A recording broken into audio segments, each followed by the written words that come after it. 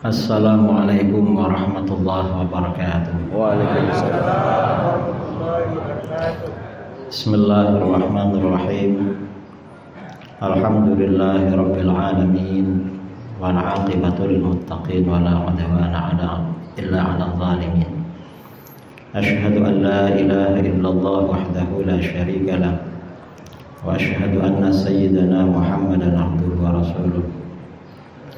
اللهم صل على سيدنا محمد الفاتح لما أغلق والخاتم لما سبق ناصر الحق بالحق والهادي إلى صراطك المستقيم وعلى آله وصحبه حق قدره وقدره العظيم. أما بعد, para alim, para asatidz, para buya yang saya muliakan dan saya hormati, wa nakhussu bidzikri wa bil khusus sahabat saya Al-Ustaz Dr. Buya Zulhendri Rais. Alhamdulillah beliau bisa hadir karena tadi malam saya di Masjid Raya beliau gak ada, tapi beliau komandannya katanya lagi demam. Dan para DKM Masjid Nurul Huda, para jamaah kaum muslimin dan muslimat yang berbahagia yang saya muliakan dan saya hormati. Insyaallah kalau nggak salah saya ke masjid ini sudah yang kedua kali. Pertama awal-awal ke Pekanbaru 2019, sekarang 2022. Tadi kita sudah dibacakan salah satu hadis ya. Hadis riwayat Imam Abu Dawud dari sahabat Abdullah bin Asy-Syikhir, di mana hadis itu memberikan motivasi pada kita agar kita benar-benar khusyuk di dalam sholat. Salah satu khusyuk di dalam sholat apabila di dalam sholat itu sampai terbawa kita menangis yang tertahan, sehingga yang terjadi dalam hadis terjadi pada baginda Rasulullah SAW ketika sholat, di dadanya ada suara seperti air yang mendidih di dalam periuk atau dalam kuali karena menangis kepada Allah, tangisnya tertahan. Kalau orang sekarang ini sholat itu ya hanya sholat aja, kebanyakan suratus sholat, yang banyak itu sholat itu hanya suratus sholat, gambarannya sholat, tapi pikirannya kemana-mana orang sekarang. Orangnya menghadap kiblat di masjid, ada yang pikirannya di pasar, ada yang pikirannya di kebun, entah pikirannya di warung, di bank, di mana-mana. Itu namanya sholatnya tidak khusyuk, dan kita memang perlu memperbaiki sholat kita. Nah, tadi tema yang akan kita bicarakan pada pagi kali ini adalah ciri-ciri aliran sesat dan cara menghindarinya. Nah, ciri-ciri aliran sesat kalau secara garis besar pada masa sekarang, kalau kita ingin tahu ciri-ciri aliran sesat, pertama kita harus tahu aliran yang benar. Kalau sudah tahu jalan yang benar, nanti dapat ciri-ciri jalan yang tidak benar. Nah, aliran yang benar itu yang kita yakini adalah Ahlus Sunnah wal Jamaah. Siapa Ahlus Sunnah wal Jamaah? Ahlus Sunnah pada masa sekarang itu mayoritas umat Islam, di mana dalam kehidupan beragama mengikuti pola bermazhab, sistem bermazhab. Di dalam fikih mengikuti salah satu mazhab yang empat, yaitu Hanafi, Maliki, Syafi'i, Hambali. Kalau keluar dari mazhab empat ini, kata Hadratus Syekh Hasyim Asy'ari, pada masa sekarang berarti ahli bid'ah. Kalau di dalam fikih keluar dari mazhab empat ini, siapa yang keluar dari mazhab empat pada masa sekarang ini di dalam fikih? Di dunia Islam ini, di luar mazhab empat di dalam fikih yang sekarang masih berkembang, ada mazhab Syiah Imamiyah di Iran. Itu jelas aliran sesat. Kemudian ada mazhab Ibadiyah, ada aliran Ibadiyah ya di sebagian negara Arab seperti di Bahrain atau di Oman. Oman itu kerajaan Ibadi. yang beberapa waktu yang lalu rajanya meninggal, Sultan Qaboos itu. Ibadiyah ini aliran sesat.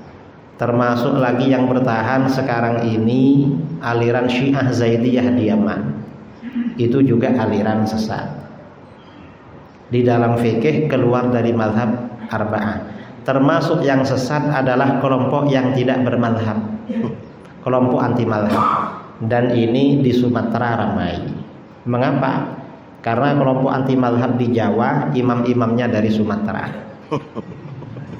Dan mungkin ya dekat dengan kelahirannya Buya Zulhendri ini, yang orang-orang yang satu suku dengan beliau. Kelompok-kelompok anti mazhab ini termasuk aliran sesat ini, karena keluar dari mazhab 4. Nah, di dalam akidah mazhabnya mengikuti mazhab Asy'ariyah Maturidiyah. Kita di Indonesia ini yang Asy'ariyah. Kalau keluar dari Asy'ariyah Maturidiyah berarti aliran sesat. Siapa yang keluar dari Asy'ariyah Maturidiyah pada masa sekarang? Di dunia Islam ini mayoritas umat Islam akidahnya Asy'ariyah Maturidiyah. Yang masih eksis akidah lain di luar Asy'ariyah Maturidiyah adalah Syiah Imamiyah Ja'fariyah. Itu termasuk aliran sesatnya, pusatnya di Iran dan di Beirut di Lebanon. Kemudian ada Syiah Ismailiyah atau Durus, itu bukan hanya sesat tapi dianggap kafir oleh para ulama. Kemudian Syiah Zaidiyah di Yaman. Kemudian Ibadiyah yang masuk bagian atau cabang dari golongan Khawarij, itu sesat. Kemudian golongan Wahabi, Salafi Wahabi. Dan ini ramai di Pekanbaru, di Riau, ya, di Kampar, di mana-mana ini punya radio, punya macam-macam, di lembaganya besar-besar itu. Ini juga termasuk aliran sesat. Ini aliran Wahabi. Kemudian dulu ada namanya Hizbut Tahrir, itu aliran sesat. Mas sekarang sudah gak ada setelah dibubarkan oleh pemerintah tahun 2017. Ini yang masih berkembang di Indonesia. Kemudian ada liberalisme pluralisme. Tapi ini biasanya bukan bagian dari Islam, liberalisme pluralisme. Ini beberapa aliran yang perlu kita hindari, yang besar-besar. Kalau yang kecil-kecil ramai. Kemudian di dalam tasawuf, ini mazhab di dalam akidah. Di dalam tasawuf kita mengikuti mazhabnya Imam Junaid Al-Baghdadi. Thariqahnya bermacam-macam.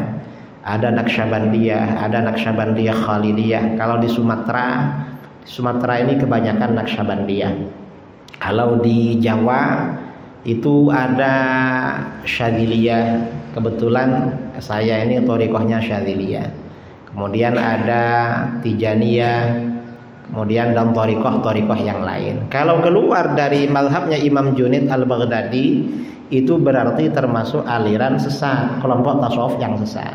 Nah, sekarang ini di dunia Islam, termasuk di Indonesia, ada aliran-aliran sesat. Ada yang sesat dalam akidah, sesat dalam fikih, ada sesat dalam tasawuf. Dan baru-baru ini dalam 7 bulan terakhir ini viral, ya. Viral kelompok tasawuf yang keluar dari mazhabnya Junaid Al-Baghdadi dan bikin thariqah baru. Dan kayaknya menyebar di Pekanbaru. Di Pekanbaru sempat menyebar. Dan pimpinannya, tokohnya ngaku Imam Mahdi, ngaku apa ya, pokoknya macam-macam ya. Sekarang kita harus hati-hati. Nah, ini aliran sesat. Nah, yang perlu kita bicarakan ini ciri-ciri secara umum. Secara umum seperti itu. Kalau tidak bermazhab berarti aliran sesat. Nah, kelompok yang tidak bermazhab ini biasanya ngaku-ngaku propaganda. Kalau ditanya kamu mazhabnya siapa? Kadang-kadang dia bilang saya mazhabnya Rasulullah. Ikut mazhabnya Rasulullah. Loh, Rasulullah bukan imam mazhab, tapi Rasulullah di atasnya imam mazhab. Ini berarti lebih tinggi daripada imam mazhab. Kadang-kadang dia mengaku mazhabnya apa? Kata dia, kami mengikuti mazhab ahlul hadis wal athar. Ini Wahabi biasanya. Kadang-kadang ahlul hadis wal athar. Itu hanya propaganda untuk menutupi kesesatannya. Kadang-kadang kelompok ini mengaku kita ini ikut Al-Quran dan hadis. Nah, ini berarti tidak bermazhab. Kalau seperti itu berarti tidak bermazhab. Kita harus hati-hati. Itu termasuk tanda-tanda aliran sesat. Tanda-tanda aliran sesat secara umum di negeri kita seperti itu. Kalau tanda-tanda aliran sesat secara rinci, ini sangat banyak sekali ya rinciannya. Kita kembali kepada pokok-pokok ajaran Ahlus Sunnah wal Jamaah. Apa tanda-tanda atau apa bukti-bukti bahwa kita Asy'ariyah Maturidiyah atau Syafi'iyah, kita ini Syafi'iyah, Asy'ariyah, Sufiyah, bahwa kita dan golongan kita ini termasuk Ahlus Sunnah wal Jamaah. Ciri-ciri secara umum lagi bahwa kita ini mengikuti sunnah Rasul dan sunnah Khulafaur Rasyidin. Karena itu ciri-ciri Ahlus Sunnah wal Jamaah.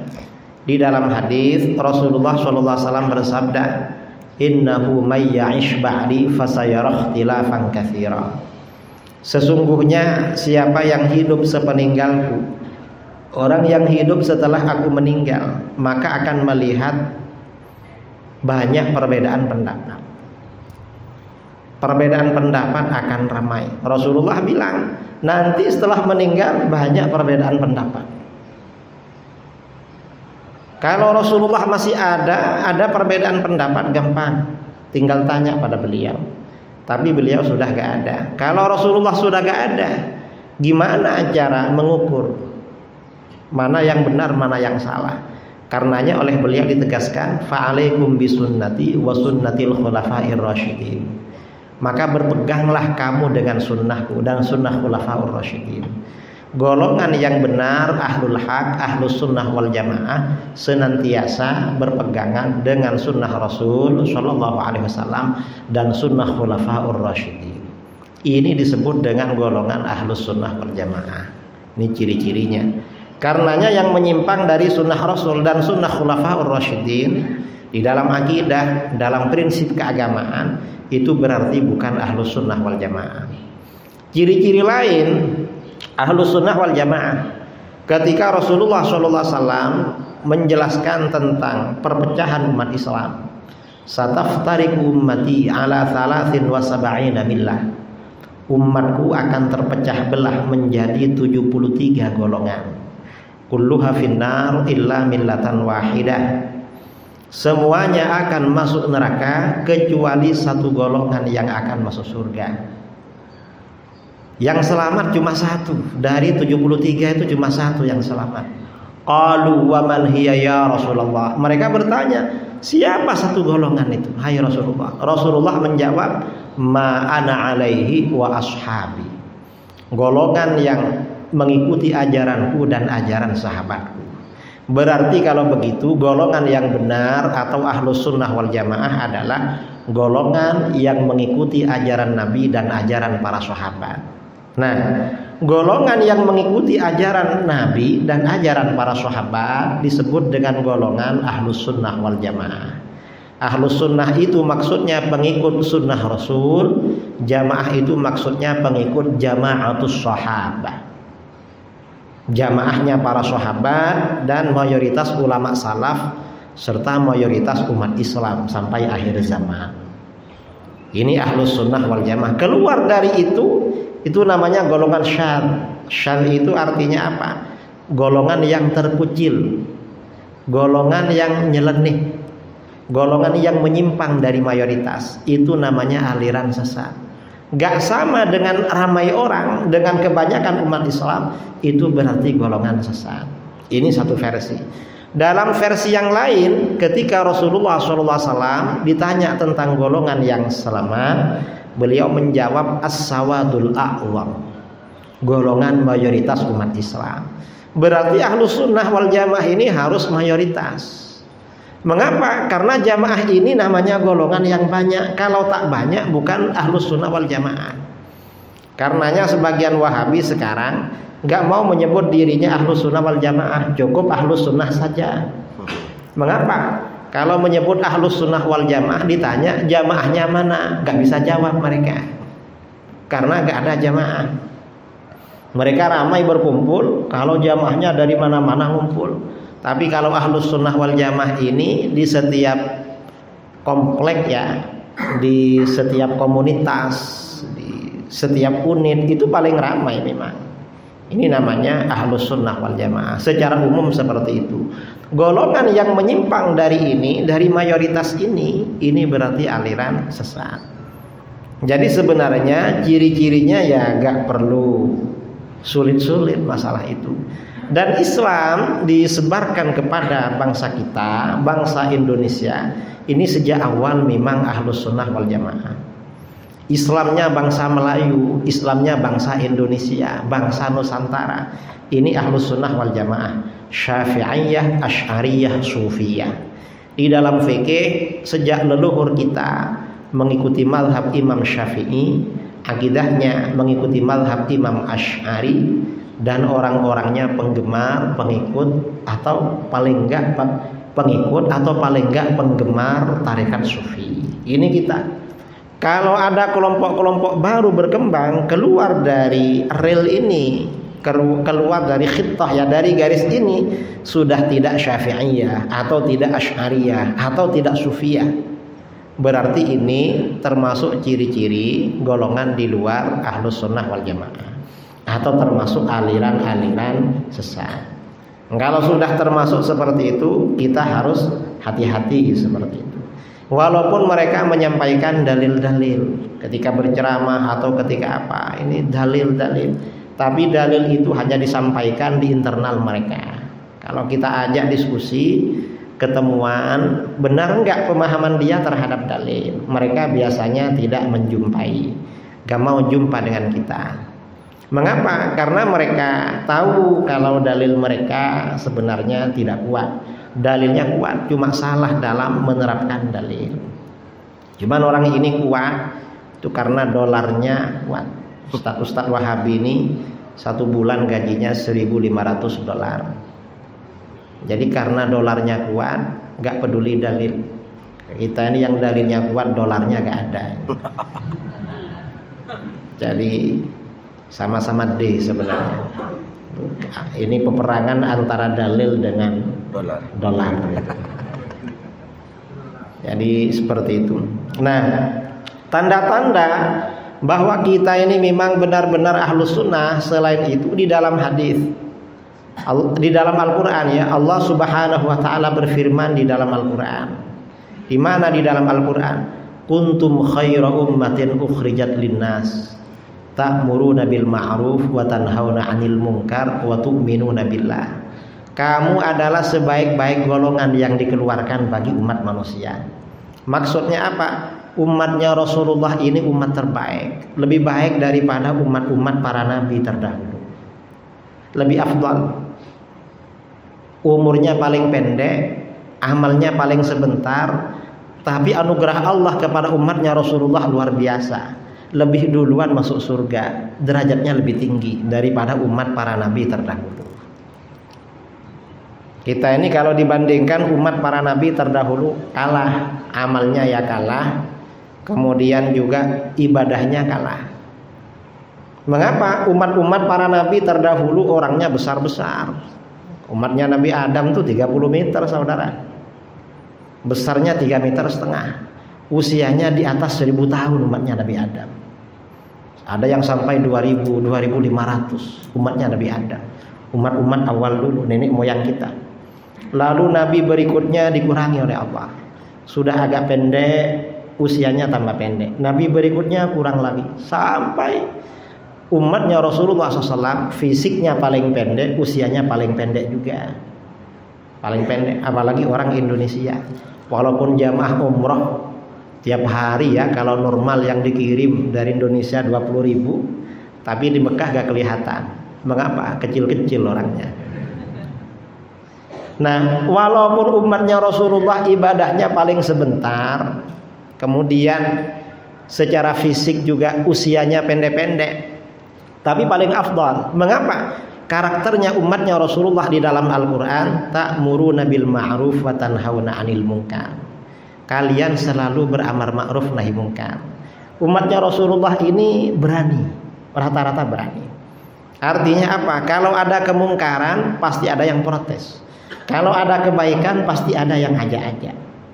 Selalu amar ma'ruf nahi munkar. Amar ma'ruf itu mengajak kebaikan, memerintahkan kebaikan, nahi munkar mencegah kemungkaran. Karena umatnya Rasulullah ini selalu amar ma'ruf nahi munkar, maka istimewa. Istimewanya apa? Umatnya Rasulullah, mayoritas umatnya Rasulullah tidak akan menjadi pengikut aliran sesat.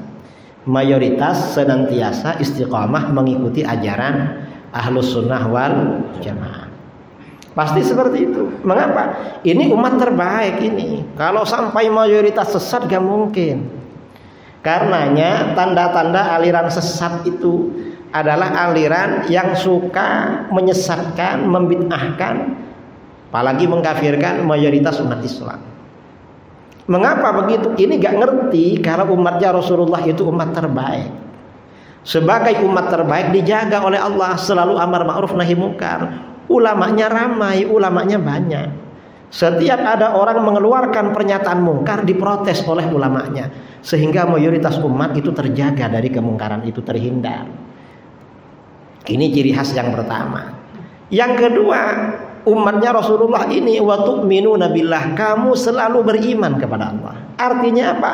Anugerah Allah kepada umatnya Rasulullah sallallahu alaihi wasallam, keimanannya memang dijaga oleh Allah. Tidak akan terjun ramai-ramai dalam kekufuran. Dijaga. Karenanya di antara tanda-tanda aliran sesat adalah golongan yang suka mengkafirkan mayoritas umat Islam. Ini sesat berarti. Ada yang suka mengkafirkan umat Islam ramai di Pekanbaru. Yang mensyirikkan. Ada kan? Salafi Wahabi. Mengapa mengkafirkan? Dia gak ngerti. Yang dia kafirkan itu siapa? Umatnya Rasulullah. Umatnya Rasulullah ini umat terbaik. Sebagai umat terbaik diberikan anugerah oleh Allah. Wa tu'minuna billah, kamu selalu beriman kepada Allah. Ini garansi dari Allah. Kalau umatnya Rasulullah imannya dijaga oleh Allah, ada garansi. Karenanya kelompok yang suka mengkafirkan itu berarti bukan Ahlus Sunnah wal Jamaah. Makanya di dalam hadis ciri-ciri aliran sesat yang suka mengkafirkan. Hadis yang disahihkan oleh Ibnu Hibban di dalam sahihnya dari Abu Dzar. Dari siapa? Dari Hudzaifah bin Al-Yaman ya. Inna mimma atakhawwafu alaikum rajulun qara'al Qur'an. Sesungguhnya sesuatu yang aku takutkan pada kalian, orang yang membaca Al-Qur'an. Kita umat Islam ini baca Quran semua, tapi ini kok disebut membaca Al-Quran? Ini berarti bacaannya bagus. Terkenal dia kalau baca Quran. Qurannya bukan kaleng-kaleng ya, bukan KW-KW. Qurannya bagus. Hatta idza ru'iyat bahjatuhu wa sharat ritan lil Islam.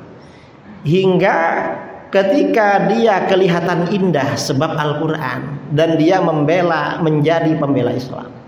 Dia ini indah karena Qurannya bagus. Qurannya bagus dia.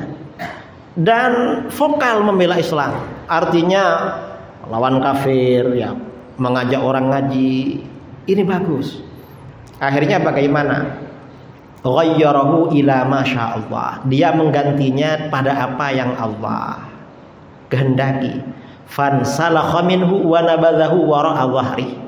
Lalu dia melepaskan diri dari Al-Quran dan dia lempar Al-Quran jauh-jauh ke belakang. Al-Quran dilemparkan oleh dia. Kemudian bagaimana? Fasa'a ala jarihi bis-saif. Lalu dia menyerang tetangganya dengan pedang. Waramahu bisyirkih. Dan menuduh tetangganya syirik. Nah, orang-orang yang suka mensyirikkan orang ini Qurannya bagus memang. Betul apa enggak kira-kira? Betul. Dan dia punya militansi pada Islam. Dan Al-Qurannya indah. Orang seperti ini sabda Rasulullah. Tapi dia apa? Hatinya jelek. Dia keluar dari Al-Quran, dari ajaran dari Al-Quran, kemudian memerangi tetangganya, membunuh tetangganya. Ini ISIS. ISIS ini kan umat Islam yang dibunuh. Dituduh syirik. Sahabat bertanya, ya Rasulullah, ayyuhuma aula bisyirki ar-rami amil marmi. Rasulullah, siapa yang paling berhak menyandang predikat syirik? disebut syirik. Apakah yang menuduh atau yang dituduh syirik? Apa yang dituduh? Rasulullah menjawab balir rami. Justru yang suka menuduh syirik itu yang paling berhak menyandang kesyirikan. Nah, ini artinya apa? Di antara tanda-tanda aliran sesat itu kadang-kadang Qur'annya bagus. Karenanya hati-hati saudara dengan orang yang Qur'annya bagus tetapi gak ada ilmu, lalu suka mensyirikkan. Jangan-jangan ini yang dimaksud oleh baginda Rasulullah SAW. Karena sekarang ini akhir zaman. Di akhir zaman ini memang dai-dai atau yang penyebar aliran-aliran sesat, kadang Qur'annya bagus, kadang dia dipanggil ustadz, kadang dipanggil kiai, kadang dipanggil buya, panggil apa lagi? Ya mungkin dipanggil Gus, ya dipanggil Tuan Guru, ya apalah, buaya atau apa saja itu. Tapi yang disampaikan aliran sesat.